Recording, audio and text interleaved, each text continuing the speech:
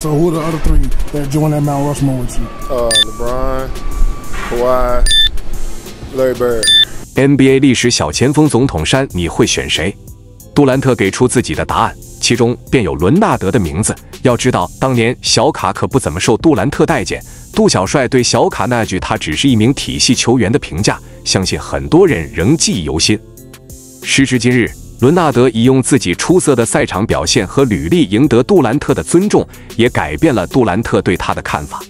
在最近几年两人交锋后，杜兰特没少在接受采访时盛赞伦纳德，直言球队根本没法完全限制他。去年杜兰特曾接受采访提及 2K 游戏，当被问到 2K 中最喜欢哪个球员时，杜兰特说出伦纳德名字。